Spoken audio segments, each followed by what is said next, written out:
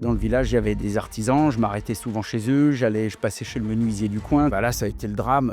Oh là là, mais il faut pas que tu fasses ça, t'as des bonnes notes, tu vas gâcher ta vie, c'est pas des bons métiers. Mais j'en ai bavé, hein. Moi, j'ai vu des caisses à outils traverser la carrée, mais quand je te dis traverser, c'est pas une image. Je me suis fait décoller du sol 2-3 fois, hein. La pause au coup de sifflet, t'entends une sonnerie, tout le monde part en courant. Et moi, au début, je dis c'est quoi, qu'est-ce qui se passe? J'arrive, les mecs, ils se fument 4 clopes d'un coup parce que même pas le temps de boire le café. Ça ressonne, faut repartir en courant. Je partais un mois de... Mais j'étais célibataire, T'étais en mode J'étais Indiana Jones. On était sur le bateau en train de bricoler. Tu sais, moi, je réparais un plancher en teck, on ressoudait un truc en inox. On bricolait ça. Et puis après, le mec, il me filait un billet. Moi, j'étais tout content. Je le dis, hein, ça fait partie des meilleures années de ma vie. Comment tu l'as vécu, cet impayé? C'est en fait ce que je ressens. Et d'un autre côté, je dois l'admettre, en fait, ça m'est tellement tout tombé dessus que je me suis dit...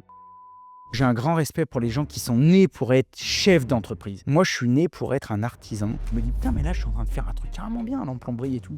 Et je sors le téléphone. Et ça commence comme ça, en me disant, bonjour à tous, bah voilà, là, je suis en train de faire ça, je vais vous montrer comment je fais. Aujourd'hui, tout réseau confondu, si on additionne tous, les Facebook, les Insta, les Bichon TV, toutes les chaînes YouTube qu'on a, on est 800 000. Donc là, j'arrive à Paris. On aimerait vous faire un contrat, que vous deveniez un animateur M6 chez M6. Et on aimerait que vous deveniez le monsieur bricolage, travaux, rénovation, bâtiment de M6. Salut Laurent et bienvenue sur Bâti Légende, le podcast qui part à la rencontre des entrepreneurs du bâtiment au parcours inspirant. Alors aujourd'hui, c'est moi qui t'accueille sur le podcast Bâti Légende, mais c'est toi qui nous accueille dans ton entrepôt. Merci. Merci à toi. Ce que je te propose, c'est si tu veux te présenter peut-être en quelques mots avant qu'on revienne un petit peu sur ton grand parcours. Alors déjà, merci à toi, il faut le savoir parce qu'on n'en parle jamais, mais merci à toi pour ta gentillesse, ta sympathie. Les échanges ont été super, les contacts ont été super. Donc les gars, si Eddy vous contacte pour un podcast, vous savez que c'est un gars bien, vous pouvez y aller. Voilà, maintenant, moi j'ai 45 ans, je suis dans ma 45e année, j'habite dans la Loire, voilà, et puis je fais tout un tas de choses. J'ai une casquette d'artisan, une casquette de créateur de contenu, une casquette d'animateur, une casquette de vidéaste, et je kiffe la life. Ah oui, ma spécialité, c'est d'être généraliste. Voilà. On va en reparler, on va en revenir parce que tu passes aujourd'hui sur M6. Ouais, Tu animes une émission. ouais, Tu as aussi une belle audience, les bichons. ouais, la Comme communauté on des les nomme, bichons. la communauté des bichons sur YouTube. Tu es aussi un vrai artisan, j'ai envie de dire, un craftsman. Tu aimes bien le travail, le bon boulot. C'est ça. On va revenir sur un petit peu tous ces sujets. Est-ce que tu peux nous partager un petit peu ton enfance, où est-ce que tu as grandi? C'est quoi un petit peu les grandes étapes de ton enfance? J'aime bien toujours commencer par le début pour comprendre le cheminement un petit peu de ton parcours. Commencer par le début, une enfance super, pleine d'amour. C'est une chance que j'ai eue. Des parents aimants, gentils, des grands-parents extraordinaires. On était un petit peu tous au même endroit. Donc moi, j'ai grandi vraiment dans l'Ain, en pleine campagne. On est arrivé à la campagne, je devais avoir 2 ans. Et mes parents finissaient la maison, et cetera. On a grandi là-bas. Et en fait, mes parents avaient fait construire sur un terrain qui appartenait avant à mes grands-parents, comme ça se faisait avant. Mon grand-père pendant une période de sa vie, a été agriculteur. Il avait des terres, 2 enfants. Donc au moment que les enfants ont été grands pour acheter une maison, il a dit: «Tiens, je vous file un bout de terrain chacun», et puis donc on a grandi là. L'avantage, c'est qu'on était vraiment tous ensemble. Donc il y avait notre maison, la maison de droite, c'était, mon oncle, ma marraine, la maison derrière, c'était mes grands-parents du côté de mon père, et la maison devant, c'était les grands-parents du côté de ma mère. Ah ouais. Donc tu vois, moi je rentrais, je balançais le cartable et puis j'allais chez l'un, chez l'autre, à droite, à gauche. Donc voilà, une belle enfance, grandie dans les années 80, 80-90. Voilà, tous les mecs des années 8-0 savent de quoi je parle. La grande époque. La grande époque, la grande époque. Donc voilà, c'était une enfance à la campagne, pêche, cabane, bricolage, tout ce qui va bien, quoi. Et après, tu peux parler un petit peu de tes études, du coup, Ouais, ton donc parcours scolaire. moi, mon parcours scolaire, il est assez facile. J'étais pas trop mauvais à l'école. C'est une chance que j'ai, mais ça m'intéressait pas. Enfin, c'est pas que ça m'intéressait pas, il y a quelques matières qui m'intéressaient, la techno, la physique, chimie, tout ce qui fait chier tout le monde d'habitude, moi ça m'intéressait. La découverte de la vie, on était déjà très manuel. Moi, je bricolais avec, mon père, mes grands-parents, les parents des potes, toute l'année et j'avais déjà une vraie affinité avec le manuel. Donc si tu veux, j'ai poussé un peu mes études jusqu'à un palier, que j'appelle ça un palier, c'était, 5e, 4 par là, où j'étais pas trop mauvais, mais j'ai fait on va dire une mauvaise rencontre. C'est-à-dire que j'ai eu mon rendez-vous de conseiller d'orientation. Le fameux. Le fameux une conseillère d'orientation à l'époque, qui était aussi la dame du CDI, tu sais, il y avait des trucs comme ça et le rendez-vous a duré, je l'avais croisé quand on allait au CDI et ça a duré une demi-heure, donc elle m'a demandé ce que je voulais faire. Comme je te l'ai dit, moi, j'avais pas des mauvaises notes. J'étais pas trop mauvais à l'école et je lui ai dit: «Mais moi, je veux bricoler, quoi. Moi, je veux servir enfin, tu vois, je veux me servir de mes mains, je veux faire quelque chose, je veux travailler de mes mains dans la vie». Je passais mes week-ends à bricoler des trucs, à construire, je sais pas, des kartings, des cabanes. On démontait un tracteur tondeuse, on ressoudait un châssis, on fabriquait des barbecues, et c'était quelque chose avec laquelle j'avais une grande affinité et je lui ai dit: «Mais moi, je pense que je veux travailler de mes mains, je veux partir dans le bâtiment». Dans le village, il y avait des artisans, je m'arrêtais souvent chez eux, je passais chez le menuisier du coin, tout ça, ça me parlait, quoi. Et bah, là, ça a été le drame, «Oh là là, mais il faut pas que tu fasses ça, tu as des bonnes notes, tu vas gâcher ta vie, c'est pas des bons métiers, patati patata». C'est Donc chaud. ouais, c'est chaud, mais je vais même te dire, aujourd'hui, bon, on y reviendra après, mais aujourd'hui, moi, mon métier, c'est de rencontrer des gens, de partout en France, en Europe, même dans le monde, pour parler de savoir-faire, pour parler du manuel, pour parler de ce qui anime tous ces gens. Et je me rends compte que malgré tout, même si je pense que ça s'est calmé, ça existe encore un peu. Et en fait, je trouve ça très grave. Je trouve ça très grave parce qu'il y a ce côté, je pense un peu quota. Tu sais, tu as le collège du village et puis à côté, tu as le lycée du village. Alors le lycée, tout le système éducatif va voir le collège en disant: «Ouais les gars, faut qu'on remplisse le lycée, envoyez-nous des gars et cetera. Essayez de pas les laisser partir à droite à gauche». Mais ils prennent pas en compte ce que le gamin, il veut vraiment. Ils prennent pas en compte ce que les facilités des gens, quoi. Et si tu savais le nombre de gens que j'ai rencontrés dans ma vie, qui avaient, bac+3, bac+4, qui avaient 25 ans et qui se rendent compte, à 25 ans, que ce qui leur plaît, c'est la boulangerie, quoi. Donc si tu veux, pour moi, c'est une mauvaise orientation. Donc à ce moment-là, bah, moi, j'en ai parlé à mes parents. Elle a convoqué mes parents et cetera. Mes parents sont venus. Heureusement, j'avais des super parents. Moi, ma maman, elle était ouvrière coiffeuse et mon papa, il était ouvrier mécano. Je veux dire, on n'avait pas une thune, je l'ai souvent dit, mais c'est la vraie vérité. Je dis pas ça pour faire causette ni rien, mais c'est la vérité. Moi, à 13-14 ans, que j'avais un pantalon, il y en avait déjà 2 dans le village qui l'avaient porté, hein. Donc si tu veux, c'était comme ça que ça se faisait à l'époque, quoi. Il y avait pas de sous. Malgré tout, moi, mes parents, tout de suite, ils m'ont dit: «Mais Laurent, de toute façon, tu vas faire ce que toi, tu as envie de faire en fonction de tes affinités, en fonction de tout ça». Parce qu'ils avaient déjà compris qu'aujourd'hui, quand tu es bon dans ce que tu fais, même si c'est dans le bâtiment, bah, tu peux pousser tes études.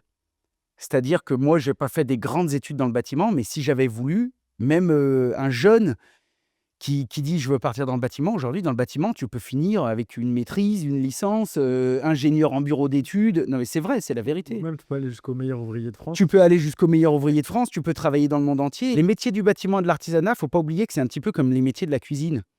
C'est-à-dire qu'en fait, c'est des métiers de savoir-faire qui te permettent, par rapport à d'autres métiers, d'avoir une évolution de dingue. C'est-à-dire que tu peux pousser tes études très, très loin. Tu peux travailler dans le monde entier, c'est vrai. Ouais. Et avec un simple CAP, si je peux me permettre de dire ça, tu peux aller jusqu'à être chef d'entreprise et avoir 200 gars. Donc si tu veux, ça veut rien dire, ces trucs de: «Ah mais il est pas mauvais à l'école, faut qu'il continue». Tu sais, moi, je te suis et souvent, tu valorises enfin, l'artisanat plutôt Ouais. et les travaux manuels. Ça te vient de là, c'est un peu cette envie de le promouvoir, du fait que la conseillère d'orientation. D'ailleurs, on dit des fois la conseillère de désorientation. Ouais, j'aurais dû lui dire: «Ah, je sais pas quoi faire, je vais faire conseiller d'orientation». Mais je peux pas me permettre de dire ça parce que bien sûr, il y en a des très compétentes, mais je pense qu'en partie, ça vient de là. Parce que moi, c'était quelque chose qui m'amenait quelque chose qui me remplissait. Donc je sentais d'abord que c'était quelque chose qui était fait pour moi. Et puis, il ne faut pas oublier que quand on bosse dans le bâtiment et dans les métiers manuels de savoir-faire en règle générale, il n'y a pas que les mains, hein. Ça marche ensemble, hein. Je Ouais, te ouais. garantis qu'il faut avoir de la tête, hein, pour faire une maison, pour arriver à faire des calculs de structure, pour arriver à savoir comment on s'y prend sur un chantier. Faut pas être un gland, hein. La première fois que j'avais vu une vidéo de toi, je crois que c'est une de tes premières vidéos YouTube. C'était comment tracer une épure. Ouais, Ça, c'est pas à la portée de tout le monde, en fait. bah non, en fait, il y a plein de choses. Va voir un charpentier, demande-lui qui t'explique le trait de charpente. Le gars, il te dessine un clocher à plat au sol. Même moi, j'ai fait ma vie dans le bâtiment, je regarde le dessin, je sais même pas par où commencer. Je me dis: «Mais comment tu peux t'y retrouver là-dedans?» Les gars, c'est des tronches. Ils réfléchissent à tout. Il y a du calcul de structure, il y a plein de choses. Donc c'est des métiers qui sont très complets et c'est aussi pour ça que j'ai toujours voulu les valoriser. Je pense que cette valorisation enfin, est-ce que j'ai la prétention de dire valoriser? Mais en tout cas, j'ai toujours essayé de défendre le savoir-faire artisanal, manuel, et cetera, parce que pour moi, ça cochait toutes les cases. Il fallait travailler de sa tête, il fallait travailler de ses mains. On avait un métier de service, donc c'est-à-dire qui rendait service aux gens. On devenait autonome. Tu sais, il y a un vieux dicton que tout le monde connaît qui dit: «Oh, les artisans, ils ont de l'or dans les mains». En fait, avoir de l'or dans les mains, ça ne veut pas dire gagner de la thune à mort. Ça veut dire qu'avec 2 mains et une tête, tu arrives à économiser des milliers d'euros. Pourquoi? Parce qu'en fait, tu es autonome. Et moi, l'autonomie, depuis que je suis petit, ça me parle. Pas l'autonomie dans le sens, on va faire pour pousser des courgettes, et cetera, même si on le fait. Mais tu vois, c'était pas l'autonomie genre, on va vivre dans une yourte et puis voilà. Mais être autonome, ça veut dire ne pas être dépendant de quelqu'un. Donc je savais depuis que je suis petit que je voulais travailler pour moi et le fait de travailler de mes mains et en plus d'avoir une tête plutôt bien faite qui me permette de réfléchir à plein de choses, bah, je savais très bien que ça allait m'ouvrir toutes les portes. Quand tu arrives à être autonome et à te débrouiller par toi-même, tu as besoin de personne. Alors que oui, quand tu as un bac+3, bac+4, bac+5, bac+10, quand tu as fait des grandes études, c'est très bien. Mais si tu sais pas changer une ampoule, tu es complètement dépendant de tout le monde. C'est-à-dire que d'abord, ça va te coûter de l'argent. Ensuite, il va falloir attendre. Moi, déjà, je déteste attendre, ça m'emmerde. Donc, va falloir attendre, va falloir être dépendant de plein de gens. Quand le gars va venir, va falloir être capable de voir s'il a fait du bon boulot, si le devis est bon, etc. Quand tu es un gars comme moi qui se débrouille un peu, bah, tu es dépendant de très peu de gens.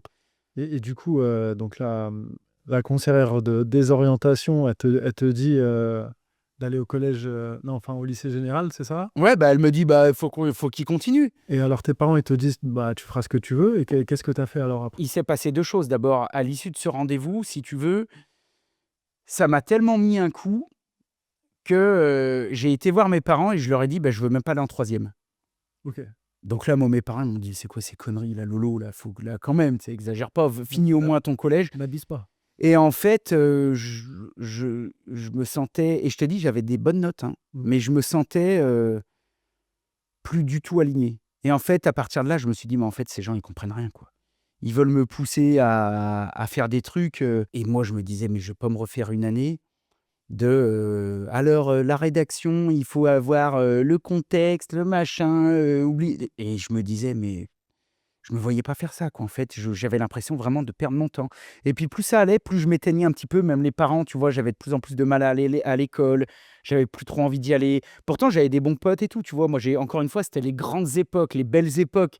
J'ai pas eu tous les soucis que les jeunes maintenant peuvent avoir ou quoi que ce soit, tu vois? J'ai pas connu de harcèlement, j'ai pas connu de trucs comme ça, pendant que j'étais à l'école, mais vraiment, j'avais l'impression que je me levais le matin, je me disais: «Mais qu'est-ce que je fous là?» T'es pas à ta place. Et donc mes parents, ils se disent: «Bah et merde, d'un côté, bon, bah et le gamin, s'il veut arrêter, voilà, autant pas lui faire perdre son temps et de l'autre côté, bon, bah, il quand même la troisième. Et en fait, on s'est renseigné et à l'époque, il y a quelque chose qui existait, ça s'appelait le pré-apprentissage. C'est pour les gens qui étaient trop jeunes pour aller en apprentissage, bah, on disait: «Bah, on va les foutre où quoi, ces gamins?» Et j'étais bien content parce que ça m'a permis d'éviter d'aller en troisième. Et donc moi, ce qui m'intéressait, c'était le bois. Parce que je te dis, j'allais voir le menuisier, parce que c'est une matière avec laquelle j'avais de l'affinité, quoi. Je me disais: «Tu te rends compte quand même, tu Tu prélèves un arbre dans la forêt et cet arbre, ça devient un meuble, une table basse, tout un tas de trucs géniaux, quoi. Enfin, c'est sans fin. Ça devient une maison, ça devient un chalet, ça devient... Et donc, moi, je voulais partir dans le bois. Donc, mon père, mes parents m'inscrivent dans une école où on travaille le bois. Donc, et là, en pré-apprentissage, je crois que c'était métier de la scierie. Tu vois, J'allais te poser l'action, mais c'était pas menuisier. non, moi, après, je voulais faire menuisier et ébéniste, mais il y avait pas en pré-apprentissage, il fallait commencer par autre chose.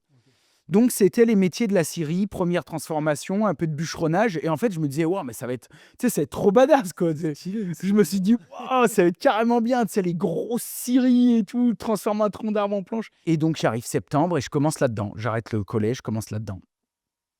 Et au bout d'une semaine, mes parents sont convoqués à l'école parce que moi, j'avais été voir le menuisier du coin, j'avais été voir deux, trois artisans, mais j'avais jamais vraiment travaillé avec eux, passé du temps avec eux. Et en fait, on se rend compte que je suis allergique à la poussière de bois. Merde. Mais allergique à la poussière de bois, vénère. Hein. C'est-à-dire, je rentre dans l'atelier, 1 heure après, je suis à l'infirmerie, décompresse sur les yeux, l'enfer, quoi. Tu vois, je peux plus respirer. Ouais. C'est comme Coluche quand il se fait piquer par le moustique, là. C'est ça, dans Banzai. Et donc, mes parents y vont, et puis les profs et tout, ils disent on est emmerdés parce que, bon, voilà, Lolo, ça a l'air d'être un gars bien, Donc, mais. du coup, t'as démarré, t'as fait 1 semaine ou 2. J'ai fait 1 ou 2 semaines et fin du bal. Donc là, on avait trouvé un patron, on avait trouvé l'école, on avait tout.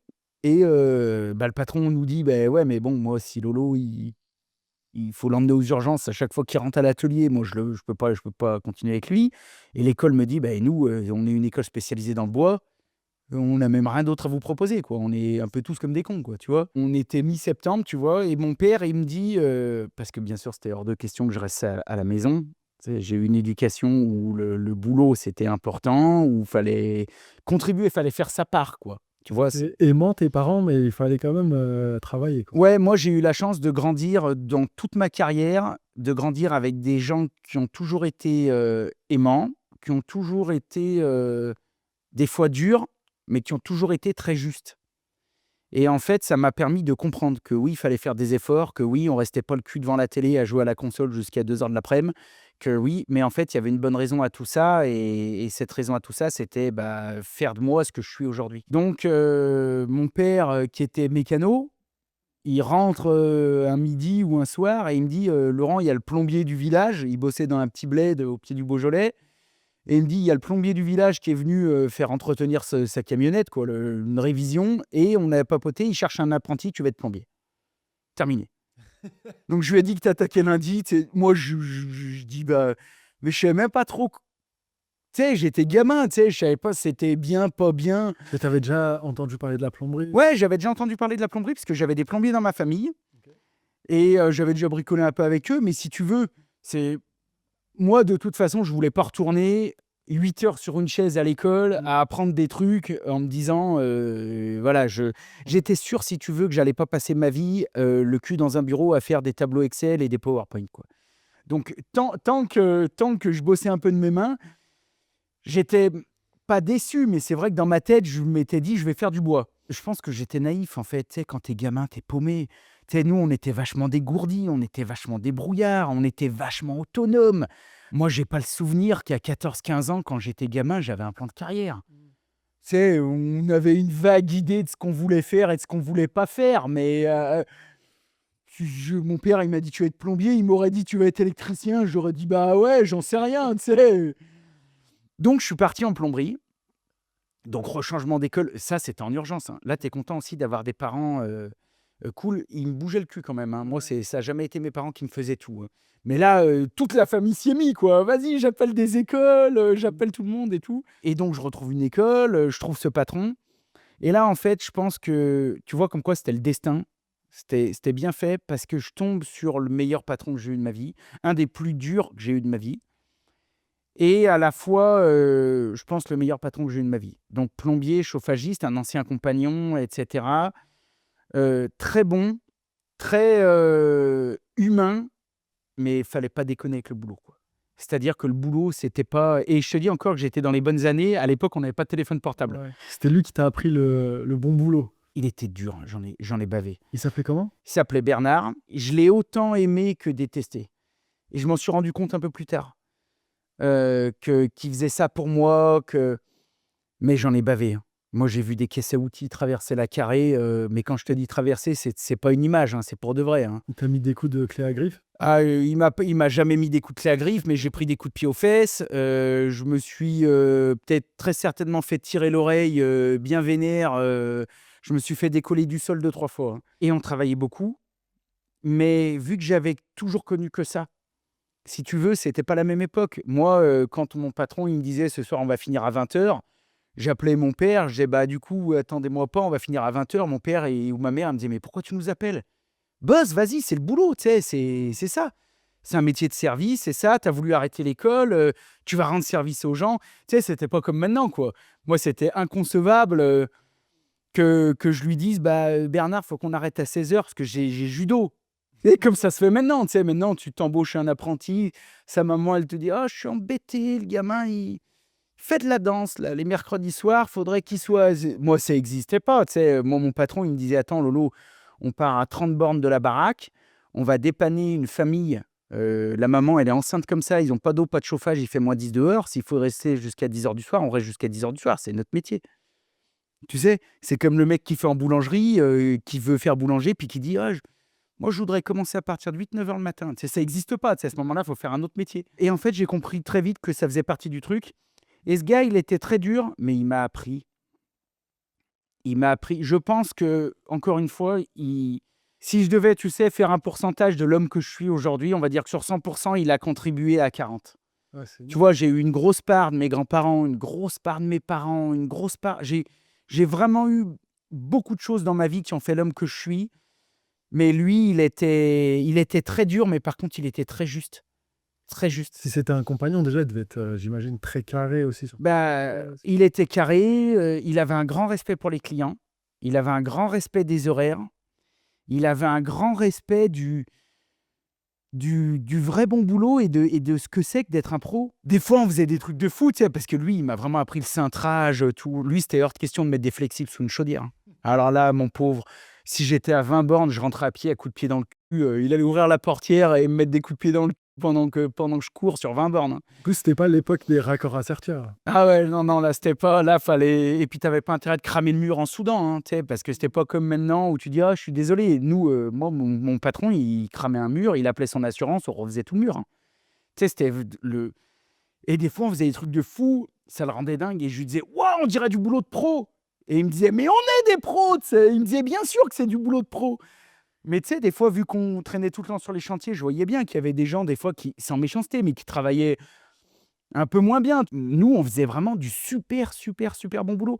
Et ce gars, en plus, à côté de ça, vu qu'il travaillait beaucoup, il avait un petit peu de sous, puis je te dis bien, c'était pas la même époque. Il achetait. Des fois, il me disait, j'arrivais le lundi, il me disait: «Oh Lolo, je viens d'acheter un espèce de vieil immeuble, on va tout l'éclater, on va se refaire 6-7 apparts, ça va me servir pour ma retraite et tout. Tu viens, on va les rénover et on va tout faire». Et je dis: «Bah ouais, carrément». Ah, donc t'as pas fait que de la plomberie? Ah bah non, moi j'ai fait beaucoup, beaucoup de plomberie de chauffage, parce que j'étais chauffagiste moi. J'ai démarré pré-apprentissage tuyauteur, soudeur et après j'ai fait, monteur installation thermique, chauffagiste. Il y avait un peu de plomberie et tout, mais quand tu es chauffagiste, tu es plombier, tu sais tout faire. Et donc ce gars tout de suite, il m'a dit: «Mais Laurent, toi si tu veux être autonome dans la vie et cetera, faut que tu apprennes à tout faire. Donc viens, je vais te montrer à faire du placo, je vais te montrer à faire, de l'élec et puis il y aura d'autres artisans» parce que tu sais, c'est comme ça. C'est ça aussi avoir de l'or dans les mains. C'est, tu fais ta maison, bah, tu as un pote électricien, tu lui dis: «Bah, viens me faire mon élec» et puis le gars il te dit: «Bah, OK, moi je te fais ton élec, gratos et puis tu viendras me faire ma plomberie». Tu vois? Tu sais, ça existe depuis la nuit des temps. Des échanges de bons procédés. Exactement. Donc moi j'allais l'aider à faire ses apparts, tu vois? Enfin, c'était un boulot quoi, comme un autre. Toi, ça changeait rien pour toi? Moi, ça changeait rien et puis en fait, c'est à partir de là que je me suis rendu compte que j'adorais la plomberie. J'ai toujours une grosse affinité pour la plomberie, mais que, en fait, ce qui me plaisait, c'était le savoir-faire en règle générale. C'était de me dire, je voyais les legs, je dis: «Waouh, putain, ce qu'il arrive à faire!» Donc il pétait les plombs, tu sais? Parce que moi, j'allais bosser avec Bernard, toutes les demi-heures, il se retournait, il disait: «Il est où Jacquet?» J'étais avec le plaquiste en train de tu sais, le plaquiste, il m'expliquait. Alors le patron, Bernard, il venait me voir, il disait: «Oh, qui c'est qui te paye? C'est lui ou moi? Alors, viens bosser avec moi!» Alors le plaquiste, des fois, il était content parce qu'il disait: «Putain, oh, ton gamin, il est bavard, hein, tu sais, parce que moi, je suis Mais ça, c'est même encore maintenant, je suis comme ça. C'est trop Je curieux. suis très curieux, en fait. Je suis un enfant. Tous les gens qui me connaissent, moi, je m'intéresse à tout, hein. Moi, demain, je vais voir un boucher charcutier. Le mec, au bout de 3 heures, il va me dire: «Écoute, si tu cherches du taf, je t'embauche, hein». Tu disais qu'il était dur, il faisait quoi par exemple? Les caisses à outils, nous, c'était toujours rangé. C'est pour ça que moi, tu regardes de partout dans mon atelier, j'ai des étiquettes sur toutes mes boîtes. J'aime l'ordre, tu vois? J'aime quand c'est rangé parce que quand tu es artisan, quand tu bosses tu en as toujours une pleine tête. Alors, tu sais, si en plus, tu as un camion en bordel, un atelier en bordel, ça marche pas, quoi, tu vois? Et c'était rangé, mais moi, si tu veux, il y avait le tournevis dans la caisse, il était dans le compartiment des tournevis. Ça m'est arrivé au début alors il m'expliquait, il me disait: «Tu vois Laurent, les pinces, quand tu ranges la caisse, tu remets dans les pinces, les tournevis, tu remets dans les tournevis». Moi, au début, mais je te dis, il y avait même pas de méchanceté, mais tu sais, j'étais gamin, j'étais un peu tête en l'air, un peu une ganache, quoi, tu sais, comme quand tu as 14 ans, tu sais pas trop, tu es un peu gnangnan, quoi. On est tous un peu cucu. Je m'en foutais un peu, tu sais, je remettais le tournevis à l'arrache, les trucs. Donc à la fin de la journée, la caisse, elle ressemblait plus à rien, tu sais, c'était l'enfer. Et il me voyait faire, il me disait rien. Le soir, il arrivait le soir. Moi, je mettais mon casque de scooter, tu sais, parce que c'est pareil, c'était bien sûr hors de question. Là, il n'y a pas d'histoire que les parents viennent te chercher. On avait une mobilette qui pleuve, qui neige, qui vente, qui gèle, qui grêle, on y allait, hein. Moi, j'avais du papier journal, des chaufferettes de poche. Il faisait -20. J'y allais partir en scout, hein. Il n'y avait pas d'histoire de lui dire: «Tiens, Bernard, tu passeras me prendre en partant». Il allait me dire: «Tu vas te gratter, t'es mon gars, tu dois être là à telle heure, tu te démerdes à venir, quoi». Et le soir, il arrivait le soir, j'allais pour partir, il attendait que je mette mon casque, mon blouson. Il me disait: «Tiens, Lolo, je t'ai pas dit». Je mettais le scout sur la béquille, je venais, il me disait: «Tiens, va me chercher la caisse, au fait, faut que je te montre un truc». J'allais chercher la caisse, il la prenait, il la retournait dans l'atelier, mais ça partait sur 15 mètres, hein.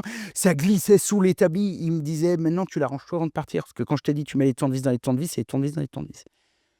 Je pétais les plombs. Donc tu as appris à Je pétais les carré plombs. dans les carrés? Ah ouais, ouais, moi, je pétais les plombs. Mais j'étais dans mon casque, j'étais plein de gros mots, tu sais, plein de colère. Je lui disais pas trop parce qu'il allait me redéfoncer, tu sais. Et après, je rentrais en retard en scout et je disais: «Ouais, ce truc de merde, ce boulot, c'est pas possible». Et en fait, plus ça allait, plus je me rendais compte qu'il était comme ça, mais que par contre, à côté de ça, il était juste. Et tu vois, je rentrais, je disais ça à mes parents. Mon père, il me disait: «Ouais, mais il t'a expliqué 3 fois. Donc t'étonnes pas, tu sais». Tu sais, c'était un peu la relation parent-enfant. Tu sais, comme quand tu as des enfants, moi j'ai 4 filles, tu as les filles, «Ouais, bah moi quand je serai grande, je ferai comme ça». Qu'est-ce qu'on leur dit? On leur dit: «Oui, quand tu seras grande, mais pour l'instant, tu es chez nous, tu fais comme nous on te dit. Et puis quand tu auras ton appart, ton truc, tu feras comme tu veux». Bah, en fait, mon père, il me disait pareil, il me disait: «Laurent, quand tu auras ta boîte, tu seras à ton compte, tu feras comme tu veux. Pour l'instant, tu es chez lui, c'est lui qui t'apprend, c'est ses règles, c'est sa boîte». Donc Surtout, ça a du sens en plus. et en plus, ça a du sens. Et c'était comme ça pour tout, tu vois? Moi, j'avais pas le droit d'être en retard. Moi, j'étais en retard, 1 fois en 3 ans parce que, tu sais, tu pars à la bourre, tu suis un espèce de camion de bottes de paille. Moi, j'arrivais, à 8h, ou 7h35 au lieu de 7h30. J'enlevais mon casque, il me disait: «Qu'est-ce que tu fais?» Je dis: «Bah, il me dit: «Non», il me dit: «7h30, c'est le début du boulot». Donc il me dit: «Tu remets ton casque et tu te barres chez toi». Ah ouais, il était Moi, je rentrais, mon père, des fois, il était pas encore parti ou il me dit: «Qu'est-ce que tu fous?» Je dis: «Bah, je suis arrivé en retard». Oh, mais il y avait prenez une non, non, bah, en fait, il y a jamais eu, encore une fois, de coups ni rien. Moi, j'ai jamais été traumatisé. Je te dis, il y avait que de l'amour chez moi. Mais mon père, il me disait: «Mais c'est bien fait». Il me disait: Le boulot, c'est 7h30, donc tu pars, même si tu as 10 minutes de route, tu pars une demi-heure avant, tu achètes le journal, le pain, j'en sais rien. Tu arrives là-bas, parce que nous, 7h30, encore une fois, c'est comme ça que dans les conventions, c'est comme ça, hein. C'est-à-dire quand tu démarres le travail à 7h30, c'est pas tu rentres dans la cour à 7h30, hein. Moi, ça a été mon combat toute ma vie, parce qu'après j'ai eu des gars et tout. C'est-à-dire qu'à 7h30, tu es assis, tu as bu le café, tu as chargé le camion, tu es assis dans le camion et on met un tour de clé, on démarre. Donc ça veut dire qu'il faut arriver à 7h15, te changer, papoter 2 secondes. «Ça va, hier, t'as vu le match?» Tu sais, des conneries, quoi. «Ouais, allez, tiens, tu veux un petit caf? Allez, un petit café. Tiens, on a besoin de quoi aujourd'hui?» Tu charges un peu et à 7h30, tu dégages. C'est ça, le boulot. C'est pas 7h30, tu arrives dans la cour, tu remets une demi-heure pour te changer, et puis tu pars à 8h15 une fois que tu as regardé 4 fois ton Facebook et ton machin. C'est pas ça. Et tu vois, ça, c'est des choses qu'il m'a appris. Et en fait, il me les a appris, mais je te dis, il était dur parce que je l'ai maudit, mais mon pauvre. Mais je l'ai maudit. Je suis ton casque. Oh là là là là là là. Mais je l'ai maudit, mais je me disais, mais c'est pas possible.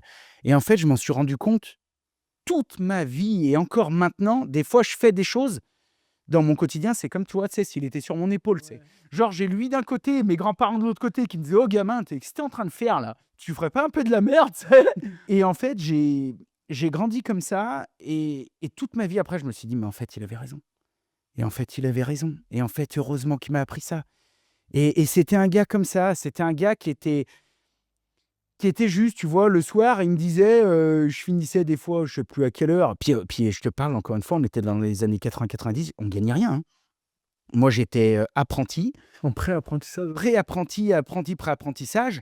On travaillait du lundi au samedi parce que voilà, et on faisait, moi, depuis que j'ai 14 heures, je fais 50 heures par semaine, quoi. Et on gagnait à la fin, quand j'avais la paye, mais si je devais faire l'équivalent aujourd'hui, comme si à la fin du mois, je gagnais 70 €, quoi. Ah ouais? Ah mais on gagnait, je veux pas dire de conneries, mais on gagnait en pré-apprentissage, je gagnais 300 francs. 300-400 francs! Ouais, donc Francs! misère, quoi. Donc c'était 50 balles, quoi. Donc c'est pour ça, des fois, il me disait: Tu fais quoi ce week-end?» Bon, je dis: «J'en sais rien», tu sais, j'avais 15-16 ans, tu sais, je t'ai dit, on était des guenilles en brel, tu sais, on allait faire les cons, squatter chez un pote, fumer des clopes, puis on foutait rien, tu sais, on allait à la pêche. Il me dit: «Au lieu de glander là avec tes si tu veux, moi j'ai du boulot». Il avait un bateau et tout, parce que je te dis, il travaillait fort et tout. Ah ouais, il avait un bateau, il avait des apparts à la montagne, mais je te dis, il les volait pas, hein. Attention, c'était un gros bosseur, hein. Et il me dit: «Bah, si tu veux, moi j'ai du boulot à faire sur le bateau». Donc il me dit: «Si tu veux, tu viens avec moi, je te file la pièce». Tu sais, je te dis, il était très juste. Il me dit: «Tu viens samedi, on part et puis on bosse sur le bateau». Donc tu sais, moi j'étais gamin, je me disais: «Waouh!» Tu sais, et après, et en plus, son bateau était dans un port. Eh bien, tous les gars qu'il y avait autour, il y en avait qui avaient des péniches aménagées et tout. Alors, ils savaient que lui, il était plombier. On était sur le bateau en train de bricoler, tu sais, moi je réparais un plancher en teck, on ressoudait un truc en inox. T'avais un mec qui arrivait: «Dis donc Bernard, tu me referais pas mon échelle là pour mon échelle de baignade?» Tu sais, des fois derrière les bateaux, t'as une petite échelle pour descendre. Un inox. Toi qui soudes un peu l'inox avec ton gun là, et tu me referais pas mon échelle? Ah, on devrait pas réussir à y bricoler. On bricolait ça, et puis après le mec il me filait un billet. Ouais. Tu vois, on s'arrondissait les fins. Moi j'étais tout content. Et puis quand je rentrais le soir, je voyais mes potes, je leur disais: «Ouais, les mecs, vous avez fait quoi?» «Ouais, on a glandé un peu, tu sais, on a un peu joué à la console et toi?» Je dis: «Putain, moi j'ai été voir une chaufferie de péniche et tout, on a refait une cuisine, une banquette dans une péniche, après on a été faire du bateau», parce que quand on avait fini de bosser, il me disait: «Attends encore 1 heure ou 2, on va faire un tour de bateau». Waouh, moi j'étais comme un fou, tu sais. Il me disait: «Allez», on était. C'est un bon ce Bernard. Ah ouais, c'était donc tu vois, j'ai grandi comme ça, si tu veux, il était dur, mais il était juste. C'était un mec qui était capable de t'en mettre une pleine tronche, mais tu avais ton billet à Noël. Non, moi franchement, c'était un super patron, et en fait, il m'a appris que si tu es honnête, poli, bien élevé, à l'heure, que tu fais du bon travail, que tu prends pas tes clients pour des cons, que tu essayes d'être une sorte de gentleman de l'artisanat, tu vois, que tu es quelqu'un de bien, et bah, toute ta vie, tu auras du boulot et tu vas gagner ta vie. Et en fait, toute ma vie, j'ai eu du boulot et toute ma vie, j'ai gagné ma vie. Ça se perd, ça, ce côté gentleman de l'entrepreneuriat. Bah, ça se perd. Des artisanats. Ça se perd. Heureusement, encore une fois, c'est pas une généralité, mais ça se perd. Maintenant, quand tu vois les mecs, moi, je croisais des gars chez les fournisseurs. Le mec, il peut même pas ouvrir le camion, quoi. Il ouvre sa porte, il est obligé de mettre la main, tu sais, ça se casse tout la gueule dans la carrée. Le mec, il arrive, il est dégueulasse. Il arrive, il a une camionnette avec une porte bleue, parce que tu as envie de lui dire: «Attends, mais ouais, j'ai récupéré ça à la casse». Tu as envie de lui dire: «Mais mec, c'est ton image de marque et tout, tu sais, c'est quoi, c'est...» Bah, tu vois, nous, ça existait pas. Ça, dans toutes les boîtes que j'ai fait, ça existait pas. Tu restes combien de temps chez Bernard? Et je fais tout mon CAP et tout là-bas. Et puis à la fin, il me dit: «Bah, je te garde pas». Parce que bien sûr, il me dit: «Bah, il faut que tu...» Je pense qu'il avait au fond de lui envie de me garder, on s'entendait bien. Et puis tu vois, c'est un mec, typiquement, j'aurais pu reprendre la boîte et tout. Mais donc j'ai tous mes diplômes et tout. Et il me dit: «Ben non», il me dit: «Faut que si tu veux être bon, si tu veux te mettre à ton compte, faut que tu voles de tes propres ailes. Faut que tu partes, faut que tu ailles voir d'autres boîtes», tu sais, toujours un peu cet esprit compagnon et tout. Donc là, je pars et je continue mes études, je vais faire un BP chez un autre mec complètement de l'autre côté, aussi dans le Beaujolais. Toujours chauffage? Ouais, toujours plomberie chauffage chez un mec qui avait rien à voir, qui était d'une... Bon, Bernard était super gentil, mais lui, c'était vraiment un nounours. Il était très, très, très gentil et il avait des problèmes de santé un peu. Donc, il respectait les horaires, ses clients étaient au courant. Bon, il avait une clientèle d'une vie, hein, et ses clients étaient au courant et tout. Il respectait bien les horaires et tout.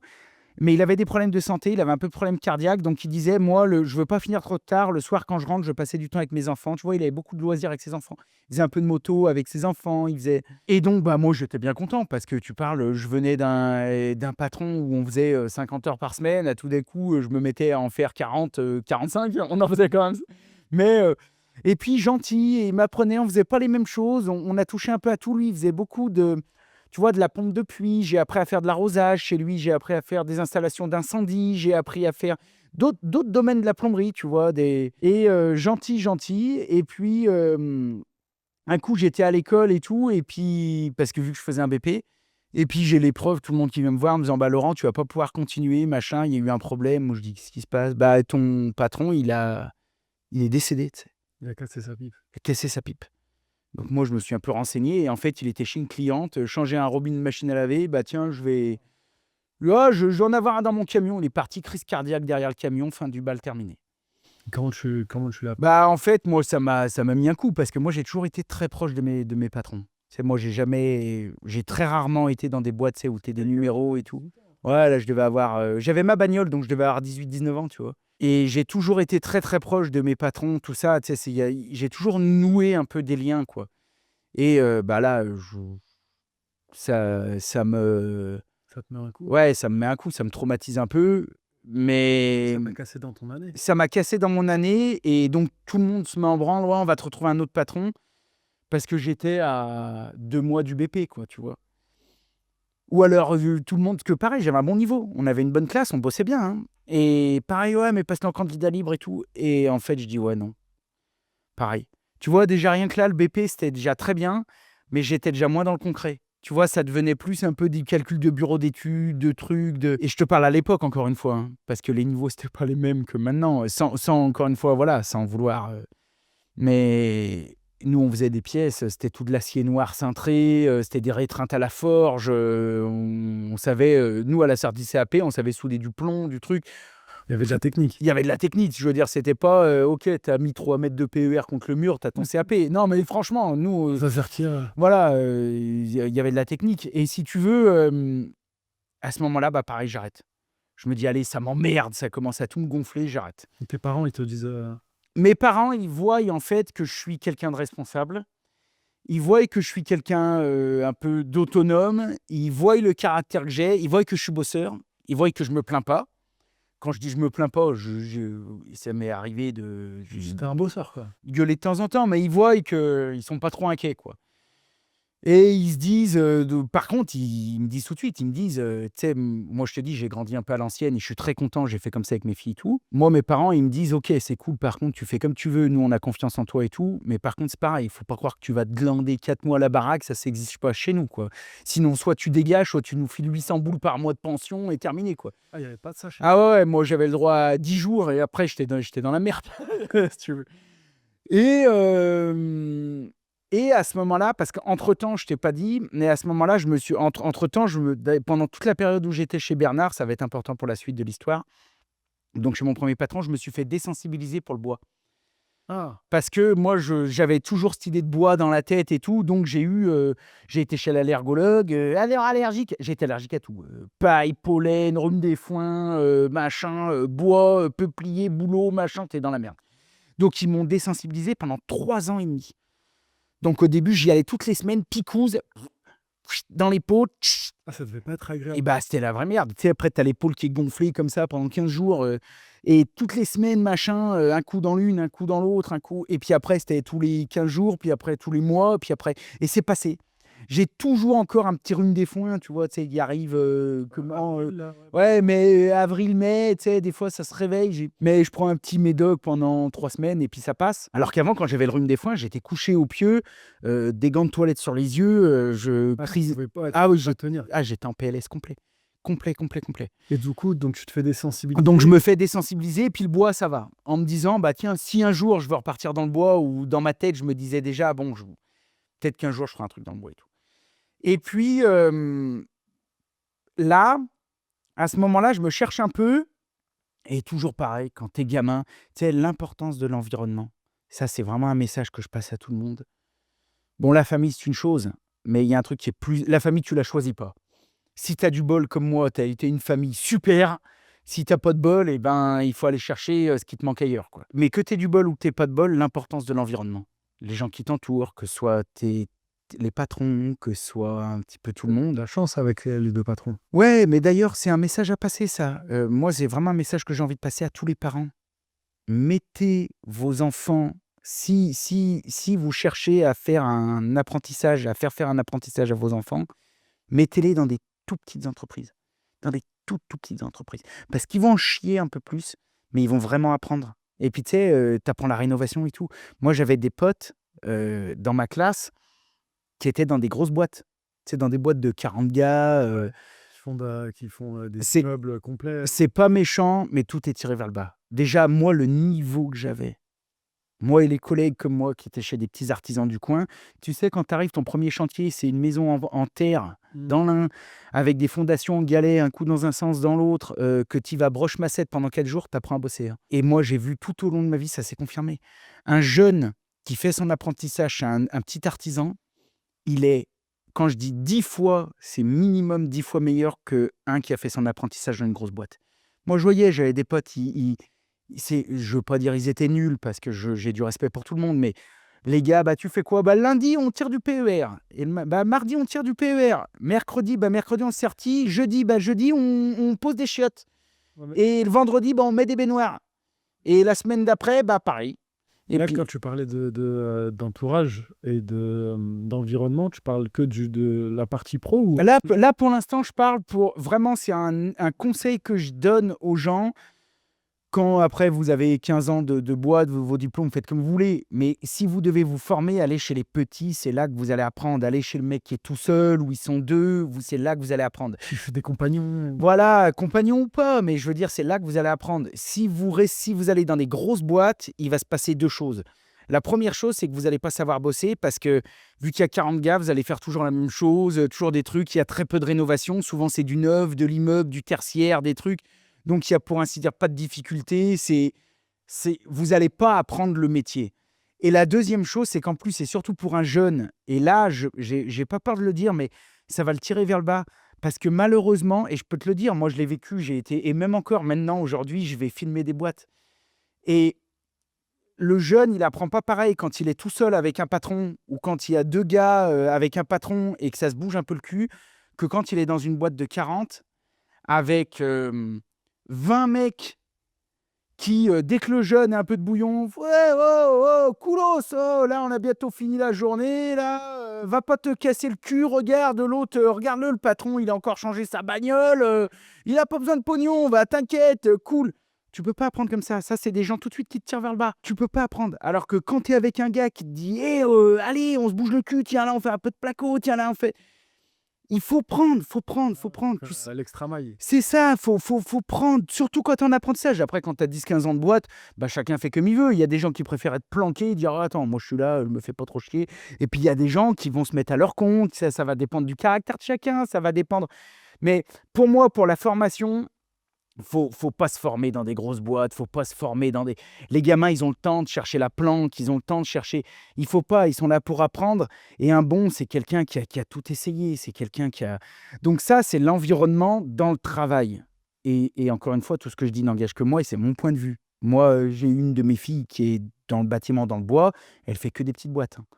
Et après, quand elle aura tous ses diplômes, quand elle aura 15 ans d'expérience, si elle veut bosser dans une grosse boîte où ils sont 40 et qui font de la fenêtre, tout à la commande numérique, elle fera comme elle veut. Mais au moins, elle va savoir ce que c'est que faire un dépannage, elle va savoir ce que c'est que partir faire une petite fabrication avec du petit matériel, partir dépanner des clients, faire du vrai sur-mesure, parce que les grosses boîtes ne font pas ça. Les grosses boîtes ne font pas ça. Au moins, elle saura bosser. Et du coup, donc là, tu arrêtes l'école. Ouais, donc là, j'arrête l'école et c'est là que je te dis que l'environnement global joue beaucoup. Moi, à l'époque, je me laisse pas happer par mon environnement global de copains. J'avais des très bons copains. J'ai passé, comme je te l'ai dit, une enfance merveilleuse. On a fait les 400 coups. Mais on arrive dans des périodes où je suis plus proche de mes patrons, je suis plus proche de mes parents, de mes grands-parents, d'un point de vue mentalité que de mes amis.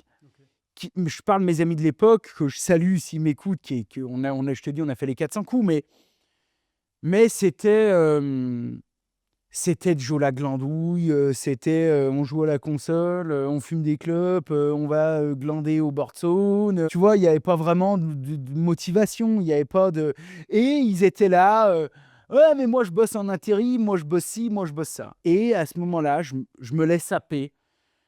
Ouais, mais te rends compte, Lolo, toi tu gagnes, je n'ai plus les chiffres, mais toi tu gagnes 1200 balles, tu te fais chier à faire 50 heures par semaine, nous on en gagne 1008, on fait de l'intérim, on est à l'usine, en plus on a des horaires fixes, tu devrais faire comme nous. Et à ce moment-là, je me dis, je me cherche un peu, et je me dis, bon, je vais mettre un peu en pause le bâtiment et je vais aller voir si l'herbe est plus verte ailleurs. Tu sais. Je vais faire des petits boulots en intérim et puis je me rends compte que c'est pas possible. Donc j'arrive en usine. Ouais, parce que là, tu changes de monde. Non, mais là, mec. En usine en plus. Là, mec, en fait, là, en fait, je pète les plombs. Là. J'arrive en usine. En usine, je fabrique les clips de. Je vais pas dire le nom de la boîte par respect. Les clips. Tu sais, ce que moi j'appelle les clips de bagnole. Tu sais, il y a une clé de voiture. Tu sais, il y a la partie métallique et autour, il y a un bout de plastique, tu sais, avec les boutons. Là. Je travaille sur 1 mètre par 1 mètre. J'ai une espèce de presse qui, quand ça s'allume au vert, j'appuie sur un bouton, tu sais, genre coup de poing. Ah, c'est vraiment l'usine. Le truc qui s'ouvre, les pièces elles tombent, je les ramasse en me cramant les doigts, j'essaye de les bavurer, tu sais, la presse elle repart, ça passe au rouge, ça se trouve pendant 8 heures. La pause au coup de sifflet, t'entends une sonnerie, tout le monde part en courant, tu sais, moi au début je dis c'est quoi, qu'est-ce qui se passe?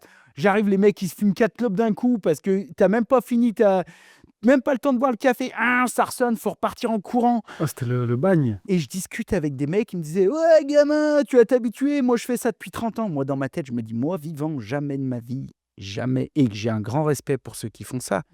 Chacun choisit son truc, chacun a son caractère, chacun a son environnement.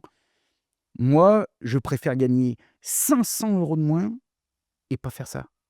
C'est pas possible pour moi. La première journée, déjà, je me dis « Là, faut être cinglé. » Et puis, je discute avec les mecs, les perspectives d'avenir. Ouais, lui, il est passé chef au bout de 15 ans. Putain, c'est bien. C'est bien, il est passé chef au bout de 15 ans. Maintenant, il fait la même chose parce qu'il n'est jamais vraiment chef. Le mec, il est passé de derrière la machine à devant et au lieu de gérer une machine, il gère une ligne avec 5 mecs, quoi. Ou 10 mecs, tu vois. Donc, son boulot, c'est de vérifier les cadences, de gueuler sur tout le monde pour 150 balles de plus et en espérant un jour pouvoir être chef au-dessus et au lieu de gérer 10 gars, il va en gérer 20. Et de toute façon, entre lui et le vrai chef, il y a N+1, N+2, N+3, N+5, N+6. Donc, il n'a aucune perspective. Aucune perspective. Si tu as du bol, tu finis ta carrière à 2500 boules par mois à faire le chef. Moi, déjà, dans ma tête, je me dis chaigner du nez. Je me disais ça, c'est sûr, je ne vais pas y faire. Et malgré tout, moi, je rentre le soir chez moi et je réfléchis. Je me dis, alors aujourd'hui... Tu sais, parce que j'ai été élevé comme ça, en fait. J'ai été élevé à essayer de faire de mon mieux. Donc, je commence à me réfléchir, à me dire, alors là, j'ai fait une cadence, j'en sais rien, tu sais, il fallait faire 100% de cadence, je dis n'importe, je ne me rappelle plus, il fallait en faire 100% de cadence. Moi, j'étais déjà à 96 le premier jour, tu vois. Je me dis, là, si je fais comme ça, j'optimise, tu vois, je devrais pouvoir vraiment y arriver. Tu sais. Le deuxième jour. Là, ça, c'est la nuit du premier au deuxième jour. Tu sais, limite, déjà, je me lève, je me dis, alors attends, si tu sais, je prends des notes. Le lendemain, j'arrive, bonne heure, bonne humeur, je pointe. Enfin, je pointe parce que quelqu'un me dit de pointer, parce que moi, je ne savais même pas ce que c'était que la pointeuse. Je pointe, je vais là-bas. Avant que ça démarre, j'organise tout. Je dis, allez, je mets mes clés là, je mets mon couteau pour ébavurer là, j'organise tout. Et là, ça part. Et je balance, parce que moi, dans ma tête, je me dis déjà, ok, je vais être chef au bout d'une semaine, parce qu'un métier comme ça va me prendre la tête. Si je reste là, il faut qu'il y ait des perspectives, il faut qu'il y ait des trucs. Et j'envoie la gomme. Et il arrive midi, et en fait, le chef qui passe, qui relève les cadences, en fait, j'explose la cadence. Donc, au bout d'un jour et demi. Mais quand je fais genre 30% de plus, je déboîte la cadence. T'as envoyé du lourd. En fait, je me dis, ok, moi, tu sais, je peux pas rester comme ça avec mes écouteurs à faire. Tu sais, ce boulot de robot, c'est pas fait pour moi. Donc, je déglingue la cadence. Et là, à midi, je commence à voir arriver des mecs Ouais, mais ça fait 1 jour et demi que t'es là, en plus t'es intérim, mais pour qui tu te prends? Tu déglingues les cadences, après ils vont nous faire travailler plus. Et moi, je déglingue la cadence, mais j'avais pas l'impression, tu vois, d'avoir encore, je sais pas, tout optimisé, tout. Tu sais, moi, pour moi, je travaille normalement, quoi. Et là, je commence à voir les mecs arriver, tu sais, avec les écharpes, les brassards. Ouais, machin, patati, mais c'est pas. Ouais, mais c'est pas comme ça que ça marche. Et dans ma tête, il y a 2 trucs qui se passent. Déjà, je me dis: «C'est un travail, je respecte les gens qui font ça, mais qui est pas fait pour moi». Tu sais, moi, j'allais faire du bateau, j'allais, chez la petite mamie, même pour déboucher un toilette, j'avais un petit café, des petits gâteaux, on papotait: «Et votre mari, le jardin, il en est où? Oh, bah, le jardin, tiens, vous m'y faites penser, j'ai des noix, je vais vous donner des noix». Tu sais, moi, il y avait un vrai contact, il y avait un vrai. Et là, je me retrouve dans un espèce d'enfer où, tu sais, du Charlie Chaplin, tu sais? Ah ouais. Et les gars qui me disent: «Ah, mais moi, ça fait 30 ans que je suis là». Je commence à me dire: «Ouais, nom de Dieu», tu sais? Mais moi, c'est impossible, tu sais? Je préfère aller balayer dehors, tu sais, la route que faire, tu sais, c'est impossible. Et puis, on m'avait toujours appris, il y a pas de saut métier, donc tu sais, je juge pas, mais je me dis: «Ça, c'est pas fait pour moi». Et déjà que je me disais ça, mais en plus, quand je vois arriver tous les mecs qui commençaient à me dire: «Oh, toi, tu vas te calmer, toi». Oh là, j'ai été voir le chef, j'ai même pas fini mon repas. Ils t'ont saoulé. J'ai pris le sandwich, j'ai balancé à la poubelle, j'ai été voir le chef, j'ai dit: «Toi, ta boîte, à la noix, machin», pour rester poli, «machin, vous allez tous vous faire voir, je me barre, je me casse». Ils en ont rien à foutre puisque de toute façon, dans ces boîtes, il y a que des numéros. Je me suis barré, il a dû passer 3 coups de fil, ils lui ont renvoyé 3 intérims. Moi, j'étais plein de savoir-faire, plein de projets, plein de trucs. Oui. 1 jour et demi, là, 1 jour et demi, j'appelle l'intérim, je lui dis: «Écoutez, vous savez quoi? Même s'il faut, vous me payez même pas, j'en ai rien à foutre. Moi, des boulots comme ça, c'est négatif». Et puis, je fais un deuxième boulot d'intérim, pareil, un peu moyen comme ça, et je croise un mec dans le village, à force d'enchaîner les petits boulots. Donc là, je commence à aller voir mes potes, leur dire: «Vous êtes contents vous vous épanouissez à faire ça?» Non, parce que tu sais, moi, mes potes, à l'époque, ils me l'avaient vendu. «Ouais, tu vas gagner Et plus». d'ailleurs, tes potes, ils travaillent dans cette usine-là ou Bah, dans d'autres non, non, un peu de partout. J'ai les potes, à ce moment-là, j'en ai un qui semble, d'ailleurs, aujourd'hui, c'est un super chef d'entreprise. J'en ai un qui se détache un peu du lot. Et puis, dans ma tête, même si encore il y a pas de saut métier, je me dis: «Bon, lui, il va finir, vendeur en magasin. Lui, il va finir à l'usine. Lui, il va finir». Et je commence déjà à les voir en disant: «Oh les gars, c'est ça qui vous fait rêver? Tu sais, je veux dire, vous m'avez vendu un truc». Moi, je me suis dit: «Waouh, ça va gagner de l'argent, ça va être l'Eldorado. C'est ça qui vous fait, bander», tu vois, en parlant poliment. Je dis: «Mais moi, on n'est pas constitués pareil». Et je commence à me dire dans ma tête: «Putain, même si c'est des super potes qu'on se connaît depuis 15 ans, tu sais, ça se trouve, nos routes vont un peu se séparer», parce que, tu sais, là, je commence à plus avoir d'atomes crochus, quoi. Et je croise un gars dans le village et on discute, tu sais, c'était peut-être dans un baloche de village, j'en sais rien, on discute. Et lui, il me dit: «Bah, moi, je cherche quelqu'un». Je dis: «Mais tu fais quoi?» Et lui, il était charpentier, couvreur et zingueur. incroyable. Donc zingueur et tout, et je me dis: «Ouais, par rapport à la plomberie», je dis: «Bah, je viens», tu sais? Et je viens et c'est redevenu un collègue et tout, et je suis parti pendant 1 an et demi, facile, presque 2 ans, bosser sur les toits. Ça a dû te changer alors par rapport à Extraordinaire. Alors pareil, c'est un travail très dur. Tu sais, bosser sur les toits, c'est dur. ceux qui Qu'il dans par chez pleuve. toi, il fait froid là, non? Ouais, et puis c'est pareil, c'est un petit artisan. C'est pas une grosse boîte. Donc tu apprends bien, mais tu apprends dur. C'était pas un jeune? Moi, j'avais, j'en sais rien, 18, 19, 20 ans, et lui, il avait, mon âge, que j'aimais 45 ans. Ouais, ouais, OK. Donc, «Allô, tiens, monsieur, faudrait venir, j'ai mon tour de cheminée qui fuit, mon abergement de cheminée qui fuit, ça coule dans la maison». Nous, on tirait le rideau, il disait: «Putain, mais il neige».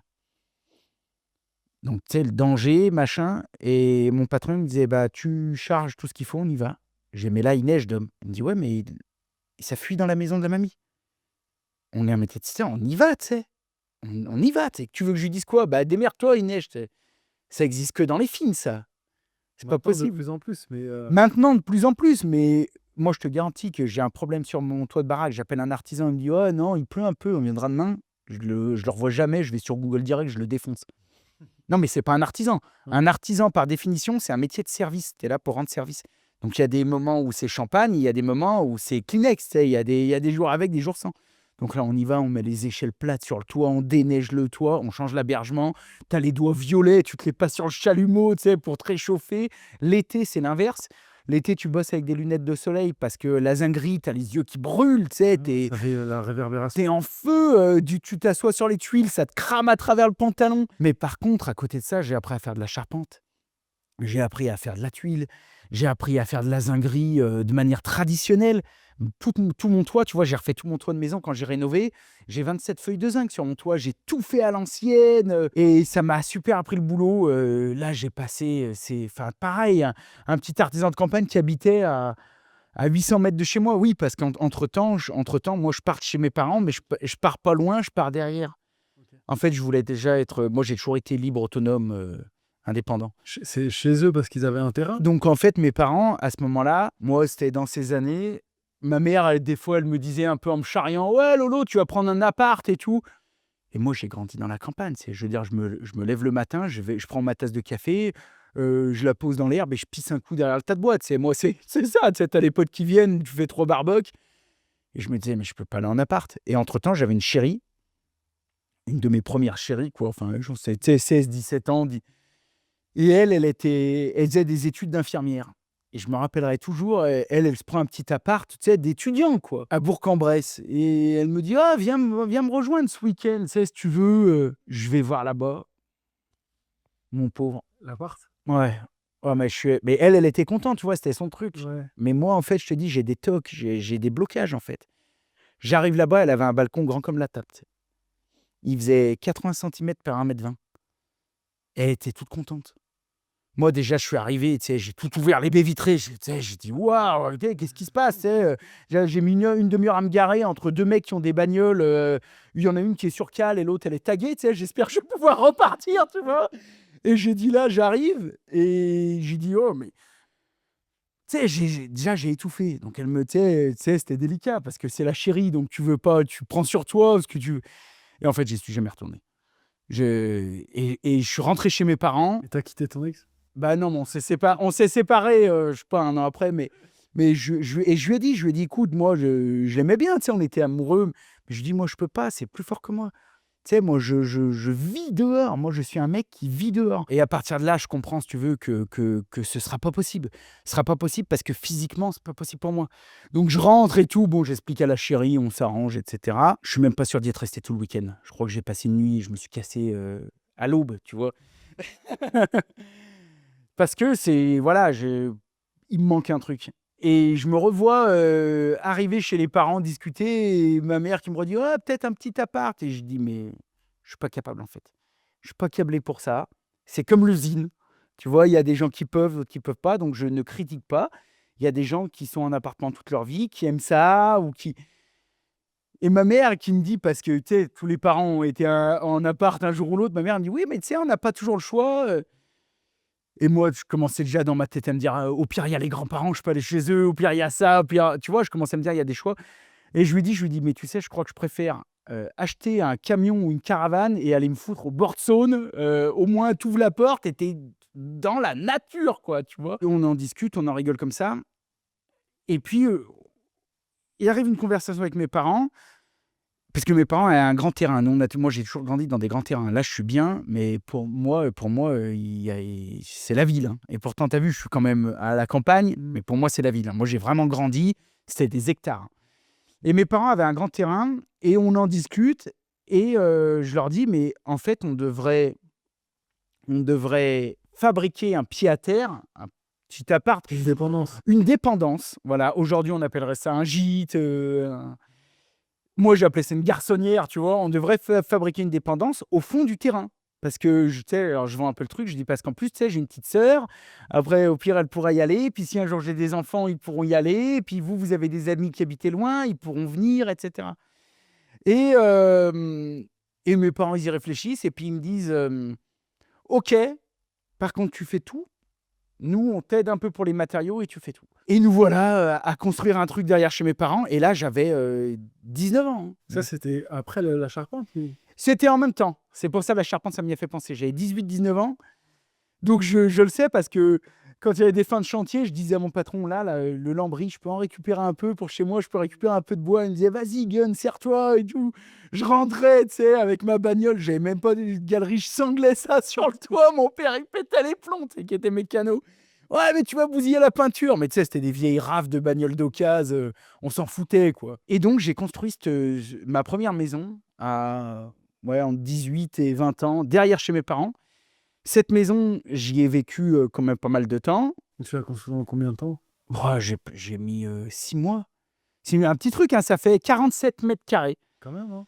Mais il y a une salle de bain, une cuisine, petit salon, salle à manger, une chambre. Mais c'était pas une mission genre évac, électricité? Ah si, j'ai tout fait. J'ai fait évac, j'ai été voir un papy qui avait une petite mini-pelle et tout, qui a un agri qui m'a prêté sa petite mini-pelle.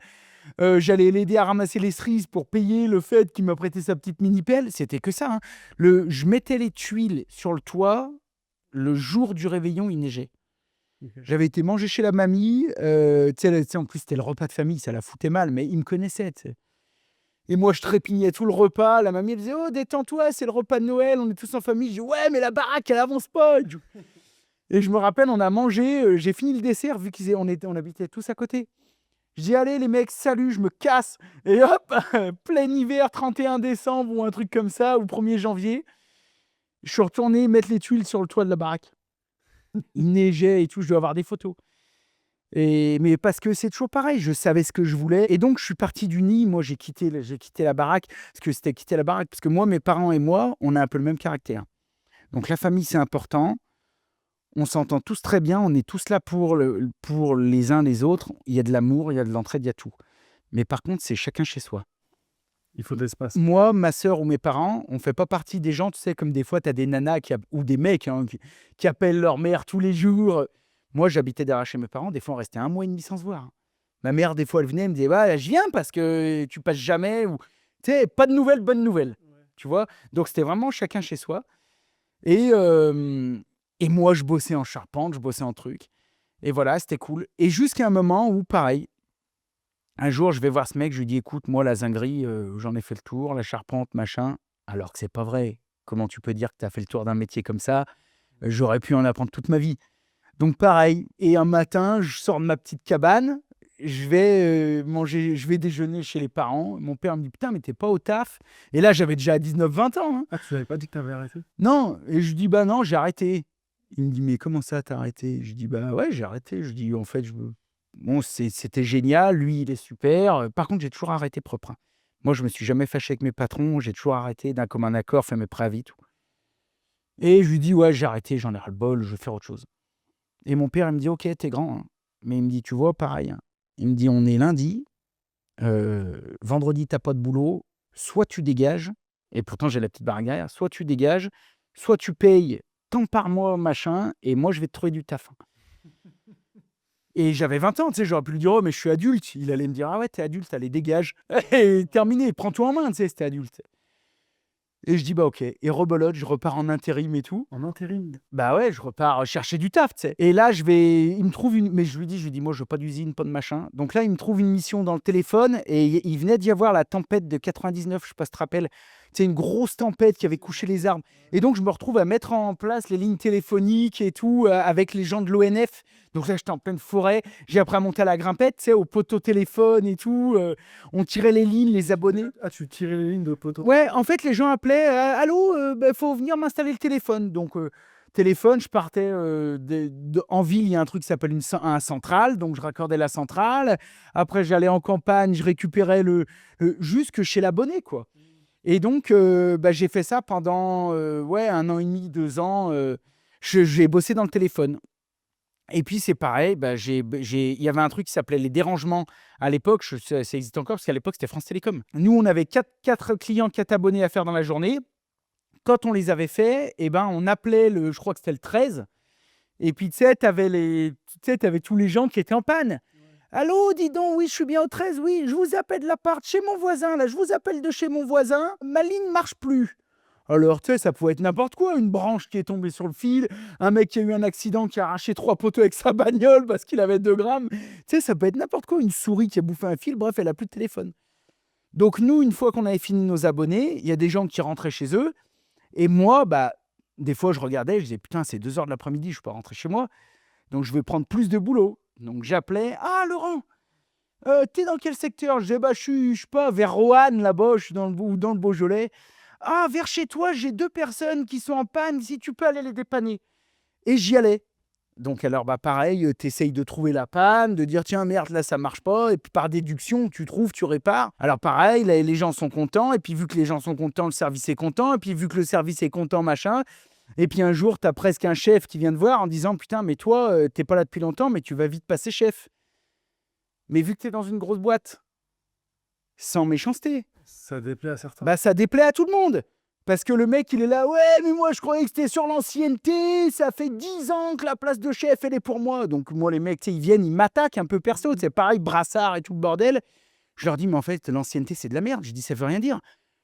Je lui dis: «Comment t'expliques que toi, ça fait 10 ans, tu as peut-être 10 ans d'ancienneté, mais» je lui dis: Si cette ancienneté, tu jamais prouvé que tu vas aller mieux que les autres, moi, si j'arrive» et entre parenthèses, sans prétention, si je prouve à la terre entière que je travaille plus que toi, que je fais mieux que toi, que tout le monde a des bons retours, bah, cette place finalement, même si j'ai pas autant d'ancienneté, je la mérite autant que toi. Ouais, patati, gna gna gni, gna gna gna. Et puis ça commence à me prendre la tête, ce genre de. Tu vois, mais moi, ce genre de choses, j'y supporte pas en fait. Moi, les mecs, j'ai juste envie de leur dire privatisez tout et puis mettez ça au mérite. Tu sais, moi, je suis un mec, moi, j'ai appris au mérite. C'est pour ça que j'aime autant le système québécois, que j'aime autant le système d'Amérique du Nord. Parce que moi, j'ai appris au mérite. Moi, pour moi, c'est pas je respecte l'ancienneté, je respecte tout ça, mais ce que je respecte, c'est le mérite. Quelqu'un devrait être chef parce qu'il le mérite, pas parce qu'il a 50 plus d'ancienneté que quelqu'un d'autre. Donc, si tu veux, moi, je suis juste. Tu sais, Bernard, tu sais, la justice, tu vois. Quelqu'un qui travaille bien, qui travaille dur, qui montre à tout le monde qu'il est capable de faire au moins aussi bien, qui sans prétention, mais qui prouve par son travail. C'est ça, prouve-le. Tu sais, moi, mon premier patron disait toujours: «Tu as le droit d'être une grande gueule». Tu sais, des grandes gueules, il y en a partout, les mecs qui se font péter le bec: «Ouais, mais moi, j'ai tout fait, machin». Mon patron, il disait toujours: «Tu as le droit d'être une grande gueule. Mais il faut toujours que tu fasses ce que tu dis et que tu ailles au bout de tes convictions». C'est ce qui fera la différence entre quelqu'un de grand et quelqu'un qui restera toujours qu'une grande gueule. Ouais, OK. Et en fait, moi, j'ai toujours eu de la gueule, mais j'ai toujours été au bout, tu vois? J'ai toujours dit: «Tu me confies cette tâche, putain, ça va être dur, ça va être chiant, je vais travailler plus, mais je vais le prendre, je vais le faire». Et les mecs: «Ouais, regarde-le!» Et ça a été comme ça toute ma vie, hein. Tu sais, moi, j'achetais des vieilles ruines à rénover, les voisins, ils disaient: «Ouais, nom de Dieu!» Tu sais, ils se tapaient avec sa femme en disant: «Eh, je leur donne pas 6 mois là, tu vas voir». Et puis 3 ans après, la baraque, elle était finie, elle était 2 fois mieux que la leur, tu sais? Mais, Mais par contre, j'ai toujours eu une grande gueule, mais j'ai toujours été au bout. Tu vois? Je me suis planté souvent, mais j'ai toujours été au bout, j'ai toujours donné le maximum. Donc si tu veux, là, au bout d'un moment, j'arrive dans cette boîte et fallait bosser pendant les vacances. Bon, ça, moi, ça me dérangeait pas, mais le mec, il me dit: «Bon, écoute, moi, si tu veux, je te prends à la rentrée, je te mets, chef ou sous-chef ou je te». Ils étaient super contents et je dis: «Ouais, non, je me casse». à cause des syndicalistes. Bah, il y avait pas que l'histoire de syndicat, mais tu sais, c'était l'espèce d'ambiance globale. Tu vois, moi, il y avait des dépannages à faire et des dépannages, il y a des jours où tu peux pas en faire parce que tu as 4 abonnés à raccorder dans la journée. Dans la journée, il y a des fois, putain, tu arrives à peine à la raccorder parce que, tu sais, ils sont à 40 bornes les uns des autres. Des fois, c'est compliqué, mais des fois, tu as fini à 10 heures du mat. Et ben moi, j'étais dans une équipe, je crois qu'on était 8 personnes, chacun un peu autonome. Il y en a, plus de 50. Des fois, ils finissaient à 11 heures du matin, ils appelaient pas les dépannages, ils rentraient chez eux. Mais Les c'est dérangements. ouais, les dérangements. Mais en fait, c'était correct. C'était correct parce que sur leur contrat, c'était marqué: «Si vous faites des dérangements, vous gagnerez un peu plus» et puis, bah, ça dépanne les gens, tu vois? Il y avait une notion de service, mais dans votre vous êtes pas obligés. Donc moi, je me disais: «Les jours où je finis à 10 heures, je vais pas au bistrot, je vais pas boire des canons, je vais rentrer chez moi, qu'est-ce que je vais faire?» Donc je me dis: «Même si j'en fais pas 4 de dépannage, de dérangement, je peux peut-être en faire au moins un ou 2». Je me disais: «Je vais gagner plus d'argent, je vais dépanner des gens, je vais rendre service à tout le monde». Je me disais, moi, dans ma tête, je me disais: «Mais en fait, il faut être con pour pas le faire». Mais en fait, il y a la moitié de l'équipe qui non, eux, voilà, ouais, écoute, ouais, ça fait pour les fois où on bosse plus, tu sais? Et moi, je me disais: «Mais en fait, Mmh. Tu sais, et c'est ce que je te disais avec les grosses boîtes comme les grosses boîtes de plomberie. Tu sais, mettez pas vos enfants dans des grosses boîtes.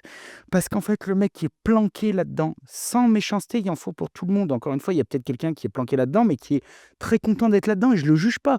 Ce que j'essaye d'expliquer, c'est que moi, ça ne correspond pas à mon caractère, à moi. Mais je peux très bien être copain avec mon voisin ou un de mes voisins ou quelqu'un ou un ami qui, lui, va être comme ça et c'est son truc. Moi, c'est pas mon truc. Mais ça illustre le fait que t'es un petit jeune, t'as du jus, t'as du bouillon, tu veux en faire plus, qu'est-ce qui se passe? Bah, c'est la théorie du pot d'escargot français, quoi. C'est-à-dire que tout le monde te tire vers le bas. Tout de suite, tu vas avoir 10 gars qui vont dire fais-en pas trop, ouais, oh, cool, hein, tu sais, machin, ouais, puis machin, puis patati. Mais c'est pas un discours que moi j'aime entendre. Moi, j'aimerais qu'on me dise c'est bien, gamin, putain, c'est super, tu te rends compte, et les gars, prenez de la graine. Et puis, bah, tu vois, tu devais gagner 1600, bah, ce mois, t'as fait 2004. Wow, putain, génial! Tu sais, pour moi, c'est comme ça, quoi. Tu vois, c'est comme ça, c'est du challenge. Mais du coup, tu fais quoi alors? Donc, du coup, j'arrête, j'envoie tout chier. Je retourne bosser un peu, quelques mois dans une boîte qui fait du bois, chez un artisan qui travaille le bois, ça me plaît. Je retourne bosser quelques mois chez des artisans. Je retourne dans le bâtiment. Ça me manque. Et je vais voir des artisans dont je crois que je fais le bois, je fais un petit peu d'électricité, je fais un peu de. Pas placo, enfin, un mec qui touchait un peu à tout, marchand de biens, tu sais, qui rénovait, donc tu sais, on touchait un peu à tout. Et à chaque fois que j'arrive, je leur dis, je vais rester 6, 7 mois. Donc je leur dis parce que j'ai envie de m'imprégner, je me cherche un peu. Et de fil en aiguille, en fait, si tu veux, je me rends compte que bah, ce qui me plaît le plus, c'est d'être artisan et de faire un peu comme je veux. Je me rends compte que dans toutes les boîtes où je vais, moi, je veux faire comme ça et on me dit de faire autrement. Moi, je veux faire ci, on me dit de faire ça. Moi, je veux pas mettre de flexible, il faut mettre du flexible. Je veux faire du massif, on me fait faire du mélaminé. Je veux faire ci, je... Et au bout d'un moment, c'est comme si dans ma tête, je sais que je savais depuis que j'étais gamin que je voulais me mettre à mon compte et que je voulais être artisan, mais c'est le bon moment, quoi.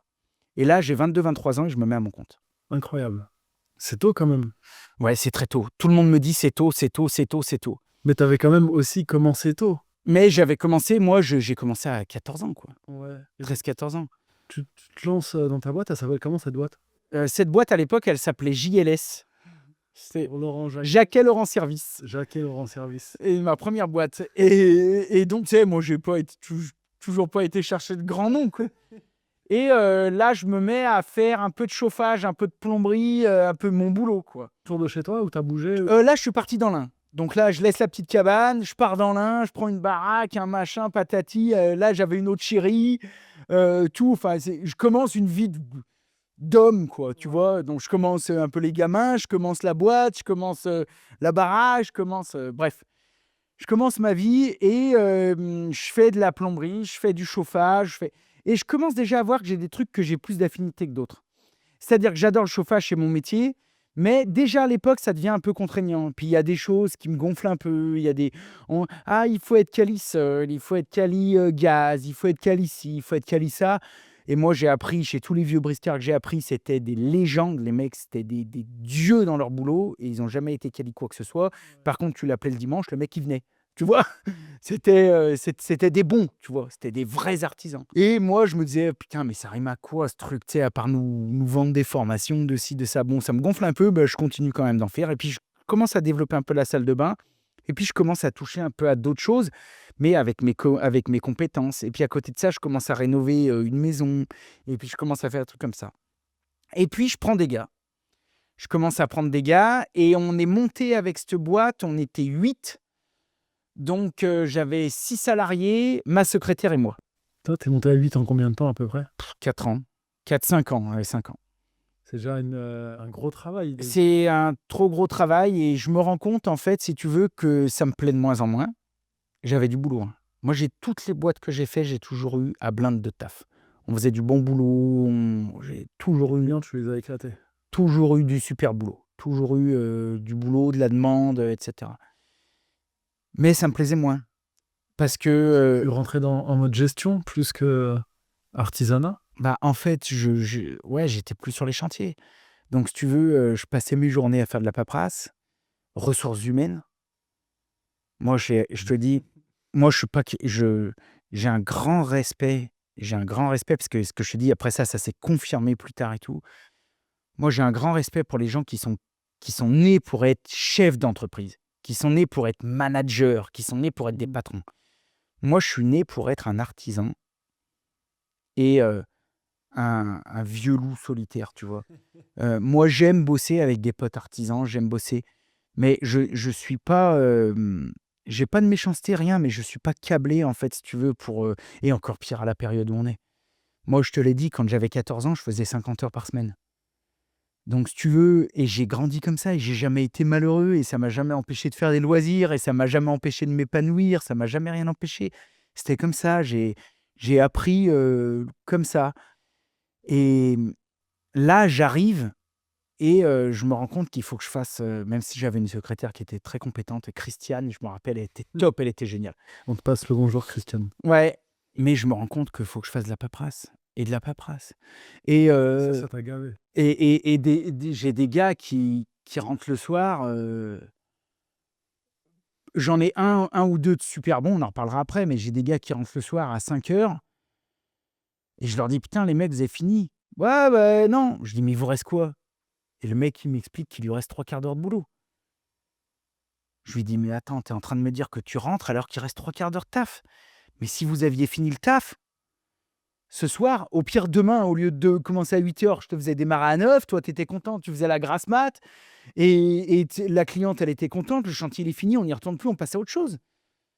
«Ah ouais, mais bon, tu sais, moi j'ai les horaires, faut que j'aille chercher ça, faut» et en fait, moi je suis pas câblé pour ça, tu vois? Ça t'a saoulé, ça. Et en fait, j'ai commencé à me dire parce que moi c'était mon rêve, hein.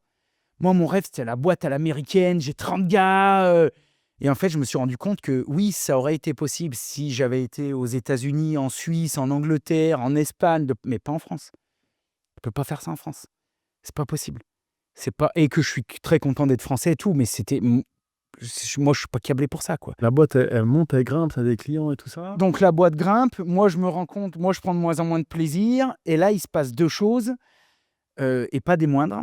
La première, c'est que j'ai la chance, il y a pas de trahison ni rien, machin, on s'entend toujours bien, mais on s'aime plus avec ma femme. OK. Ah, tu marié? J'étais pas marié, j'étais, bon, pacsé, tout le bordel, voilà, j'avais des enfants, tout et on se rend compte que ça marche plus pour plein de raisons. Plein de raisons, on s'écartait de plus en plus et puis pour plein de raisons, pour des raisons aussi que moi je suis entrepreneur, qu'elle à l'époque elle est pas entrepreneur, que si tu veux, tous les entrepreneurs qui m'écoutent vont se reconnaître, mais moi si tu veux, je rentrais à 20h30 explosé et fallait encore que je fasse 1 heure de paperasse avant d'aller me coucher et elle finissait, elle faisait 30 heures, c'est pas ni bien ni pas bien encore une fois, je te dis, mais elle c'était, Il y avait un gros décalage voilà, entre vous. elle finissait à 4h30 de l'après-midi, elle attendait qu'un truc, c'est que: ça te dit pas qu'on aille manger, chez des amis ce soir?» Je dis: «Mais t'es folle!» Je dis: «Mais t'es folle!» Je dis: «Mais moi voilà, je bouffe une omelette et je vais me pioter et demain matin je me lève à 5h30 et je suis déchiré», tu sais? Et au bout d'un moment, donc ça, je pense que ça nous a éloignés un peu. J'ai jamais regretté parce que tu sais, quand tu as une ligne de conduite, quand tu veux croire en tes rêves, quand tu dis juste, bah, au bout d'un moment: «OK, bah, c'est pas la bonne, quoi». Et en fait, on s'est jamais déchiré, on s'est jamais engueulé, mais petit à petit, on a commencé à s'éloigner jusqu'au jour où, et aujourd'hui, je suis en très bons termes avec elle, hein. C'est vrai, hein. Mais jusqu'au jour où, on était le soir en train de regarder la télé, à se regarder à 1 mètre l'un de l'autre, à se dire: «Bah, on s'aime plus, quoi». Tu sais, on s'aime plus, quoi. Voilà, on tire un coup de temps en temps, on a les gamins, la baraque, le truc, mais il y a plus rien, quoi. On n'a plus, toi, tu veux partir là-bas, moi, je veux partir là-bas, toi, t'aimes la mer, j'aime la montagne, toi, enfin, tu vois, c'est Je préfère les chiens, moi je préfère les chats. voilà, c'est ça, tu sais, tu te regardes au bout d'un moment et tu dis: «Mais qu'est-ce qui s'est passé?» Tu sais, qu'il y a un truc qui a et on décide de se séparer, de se séparer. Et au même mo donc moi, ça me fout quand même un coup au moral parce que, tu sais, il faut pas dire: «Ouais, on est insensible, machin». On n'était pas non plus des potes, on était quand même un couple. Ouais, puis c'est la mère de tes enfants. Voilà, c'était, moi, j'avais déjà des enfants avec elle et tout et donc on décide de se séparer. Donc moi, si tu veux, ça m'éclate quand même, hein. Ça m'arrache la tête quand même. Au même moment, Moi, tu sais, la boîte, ça commençait en plus à m'emmerder, tu sais. Puis je te dis, je travaillais plus, tu sais. C'était plus. Alors, comment on fait pour les RTT? J'avais envie de dire, j'en ai rien à foutre, c'est tes trucs. De quoi tu me parles, tu sais? Finis déjà le boulot, travaille correctement, et puis on verra après pour. Enfin, tu sais, moi, ça me paraissait fou, tu vois, et de plus en plus des trucs comme ça. Pour toi, c'était au mérite. Ah, mais moi, moi, il y a du taf, on fait le taf. Tu sais, moi, j'ai jamais été. Mais je sais même pas si moi j'ai déjà eu ou si j'ai ne serait-ce que regardé les horaires sur un contrat de travail. Moi, je parte même quand j'étais je bossais sur les toits. Je savais que je démarrais à 7h30 et puis le soir, on finissait quoi. Il y a des jours où on finissait à 19h et puis il y a des jours à 3h de l'après-midi, on avait fini le chantier. Il me disait bah rentre chez toi. Je disais bah ok, tu veux pas qu'on. Je rentrais même pas. Je disais ouais, tu veux pas que je sais pas, on se boit on se tait une bière, sur une bière, puis on va regarder déjà le taf qu'il y a pour demain. Et puis, tu sais, j'étais déjà patron. Ouais. En fait, même quand je bossais chez eux, j'étais déjà. C'était tellement des petites boîtes, c'était tellement, il y avait tellement une notion de savoir-faire et de service que j'ai toujours bossé chez les autres comme si c'était ma boîte. Tu sais, moi, des fois, à 15h ou à 14h, des fois, tu sais, bah, le client chez qui on devait aller cet après-midi, il a annulé. Bah, rentre chez toi si tu veux. Je dis, bah, c'est 14h. Bah, ouais, bon, bah, écoute, est-ce qu'on va, écoute, on paye ton coup, tu sais, paye une bière, on papote 5 minutes, on s'en grille une, on charge le camion pour demain, et puis je partirai après, et puis voilà. Puis j'arrivais à 15h chez moi, je me disais, bon, bah, je vais tondre la pelouse, tu sais, je vais tondre la pelouse, je vais faire à bouffer, je vais faire de tout.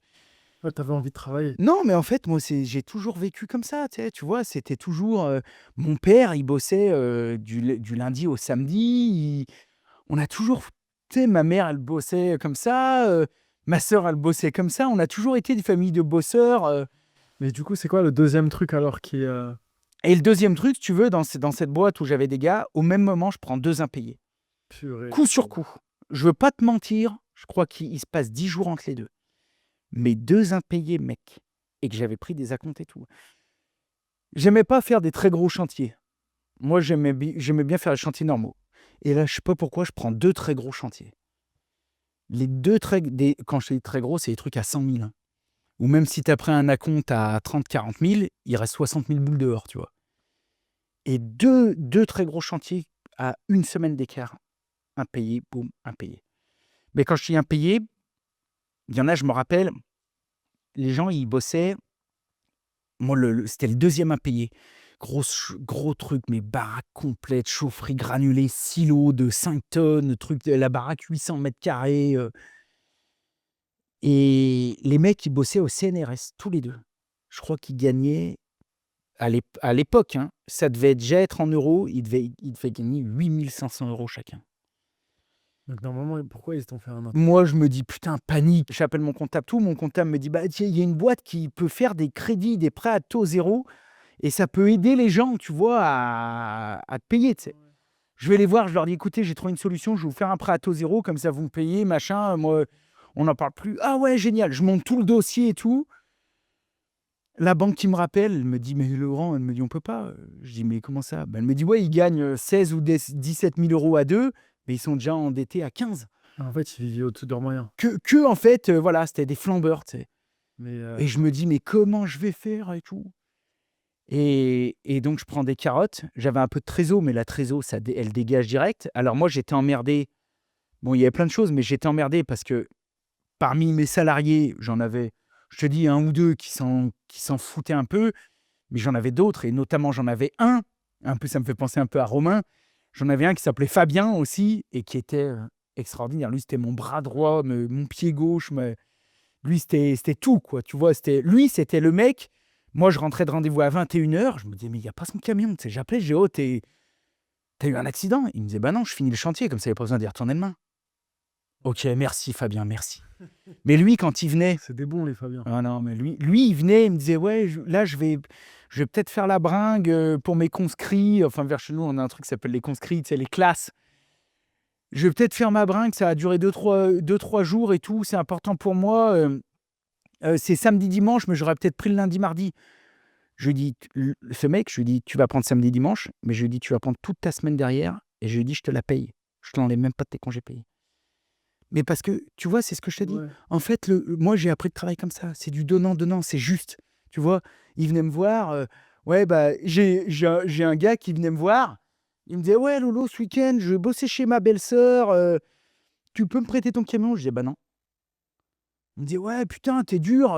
Je dis, bah non. Je lui dis, toi, t'as jamais fait 5 minutes d'heure sup. Je dis, chaque fois que je te demande un truc, tu tires le nez. Je lui dis, quand c'est les vacances, je vous demande de tout ranger. Tu te barres en vacances. Moi, j'ouvre le camion. Dedans, il y a des cartons de pizza, il y a des vieux chiottes. T'as même pas vidé le camion, même pas nettoyé le camion, même pas mis un coup de jet d'eau, rien. Et je dis, là, tu viens me demander un truc. Je dis, tu vois, je vais t'apprendre ce que c'est que d'être juste. Ben là, je suis juste. Je te récompense à la hauteur de l'investissement personnel que tu mets dans l'entreprise. Par contre, Fabien, il passait un quart d'heure en me disant, un quart d'heure après, il me disait, ouais, Laurent, tu peux me prêter le camion, machin, j'ai un truc à faire chez le beau-frère. Je dis, vas-y, prends le camion. Puis je lui dis, si tu as besoin de quoi que ce soit, tu prends tout ce que tu veux. Je veux juste revenir à Laurent sur les impayés parce que moi, Ouais. c'était une grosse douleur que j'ai eue dans ma boîte à l'époque. Ouais. Et tu vois, je me souviens de cette boule au ventre que j'avais le soir. Parce que tu sais, toi, tu as travaillé, tu as avancé le matériel, tu n'avais peut-être pas fait suffisamment d'acompte ou de situations intermédiaires. Et là, tu as des clients qui ont mal géré parce que toi, tu leur avais vendu. Ah bah moi, c'était réglo. Normalement, si tu t'engages à acheter quelque chose, c'est que tu as l'argent derrière. On est bien d'accord. Et du coup, comment tu l'as vécu cet impayé-là? Tu peux en parler? Comment tu as géré? Du coup, ça t'a fait fermer la boîte? Ouais, moi, quand, si tu veux, quand je prends ces impayés, bon, première chose, c'est de l'écœurement, en fait, ce que je ressens. Parce qu'on a fait un travail, parce qu'on s'est investi, parce qu'on s'est engagé. Et je me rends compte qu'en fait, voilà, même si je finis par récupérer un peu de thunes ou machin, ça va mettre 3 ans. Enfin, c'est l'enfer, quoi. Et d'un autre côté, je dois l'admettre, vu que dans ma vie, c'était la merde. Tu sais, si tu veux, là, tu perds la baraque, les gamines, tu te dis comment on va faire, la chérie qui part, enfin bon, t'as ton monde qui s'écroule. Je veux pas dire que j'en avais rien à foutre, mais en fait, ça m'est tellement tout tombé dessus que je me suis dit: «Bah, tant pis, c'est la vie». Tu sais, moi, toute ma vie, j'ai pris des risques et par définition, quand tu prends des risques, bah, il y a des fois, ça marche de ouf et il y a des fois, bah, tu te pètes la gueule. Et à ce moment-là, je me revois faire un point avec, j'avais un super bon comptable à l'époque. J'ai toujours eu que des super bons comptables. Je les salue s'ils me regardent. Et j'avais un comptable et il me dit: «Ouais, mais t'inquiète pas, la boîte elle est bien, t'as du boulot, si tu veux, on peut redresser la boutique et tout». Tu sais, on fait un redressement, on fait un truc et je lui dis: «Non», je lui dis: «On arrête». Il me dit: «Mais comment ça?» Ouais. Je lui dis: «Mais on arrête». Je lui dis: «Allez hop, on dépose, on arrête». J'avais plus le goût, j'avais plus envie, je faisais des heures à mort, ça m'intéressait de moins en moins, Ça t'a séché un peu, hein. ouais, ça a été un peu le coup, ça m'a porté le coup fatal, donc j'ai dit: «J'arrête». J'ai dû me faire 1 mois et demi, tu vois, à moitié de dépression, où je me disais que, tu sais, ça rime à rien, tu sais, j'avais plus le goût à rien et tout. Je partais 1 mois mais j'étais célibataire, j'étais T'étais en mode Indiana Jones. Indiana Jones. Ça fait partie des meilleures années de ma vie. Ils nous appellent au milieu sur la route en disant: «Bon les gars, tu vous faites demi-tour direct». Et c'est un faux. Je sais pas où c'est que vous allez tomber, mais ça va pas être pour faire des affaires, quoi. On rentre dedans, on la visite. Une ruine. Je suis rentré dans la maison par terre, c'était de la terre, on voyait le ciel. Il y a 3 niveaux. Donc les planchers morts, les trucs, il y avait quasiment pas d'eau. Un point d'eau avec une cuve, une citerne, une pompe de pluie, quasiment pas d'égout, rien. J'arrête ma boîte, il me dit: «Mais pourquoi, t'as 1 an de travail d'avance?» Je lui dis: «Parce que je veux faire des vidéos». Il m'a dit: «Non, mais comme vrai métier, tu vas faire quoi?» Je dis: «Bah des vidéos sur YouTube».